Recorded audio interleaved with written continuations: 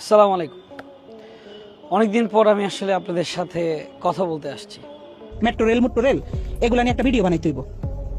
এ কথা বলে আমার বলতে যে তোলাই ভাইয়া কিছু টাকা পাঠাইতেছি, তো হে তো যেটা বলে আমরা তো ভয় পাই। আমি কিন্তু হেরে বাঘের মতো ডরাই। তার বেল্টের বাড়ি আমার বেশি কেউ খায় না। তো বেল্ট খুইলা আমার কুত্তার মতো পিড়াই 2-3 মাস। দ্বিতীয়বার কারামুক্ত হওয়ার পর থেকেই বন্ধু রাহিকে খুঁজে বেড়াচ্ছেন তৌহিদ আফ্রিদি। তৌহিদ আফ্রিদির আর কোনো আইনি বাধা নেই, এখন তিনি মুক্ত স্বাধীন।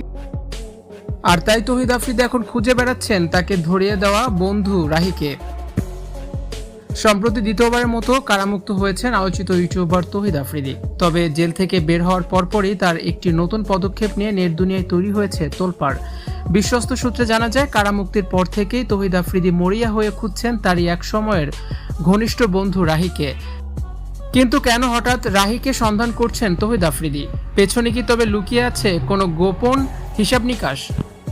তৌহিদ আফ্রিদির সাম্প্রতিক এই গ্রেপ্তারের নেপথ্যে তারই বন্ধু রাহির প্রত্যক্ষ বা পরোক্ষ হাত ছিল বলে ঘনিষ্ঠ মহল ও সোশ্যাল মিডিয়ায় জোরালো অভিযোগ উঠেছিল। জেল থেকে বেরিয়েই আফ্রিদি তার কাছের মানুষদের সহায়তায় রাহির অবস্থান শনাক্ত করার চেষ্টা চালাচ্ছেন। রাহির সঙ্গে দেখা করা বা তার হিসাব মেলাতেই আফ্রিদির এই মরিয়া তৎপরতা বলে গুঞ্জন ছড়িয়ে পড়েছে। অন্যদিকে পুরো ঘটনাকে কেন্দ্র করে চরম আতঙ্কে বর্তমানে আত্মগোপনে রয়েছেন তৌহিদ আফ্রিদির কথিত সেই বন্ধু রাহি। আফ্রিদি কারামুক্ত হওয়ার পর থেকে রাহির আর কোনো খোঁজ নেই।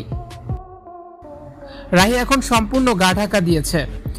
সোশ্যাল মিডিয়ার দুই বন্ধুর সাথে এই নতুন টানাপোড়েন এবং আফ্রিদির রাহিকে খোঁজার ঘটনাটি নিয়ে বর্তমানে আলোচনা কিন্তু তুঙ্গে।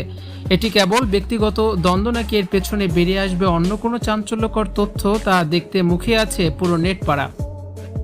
ডিবির কাছে আফ্রিদিকে নিয়ে সব তথ্য ফাঁস করেছিল আফ্রিদির সেই বন্ধু রাহি। এমনকি আফ্রিদি কোথায় ছিল সেই খবরও জানতো রাহি।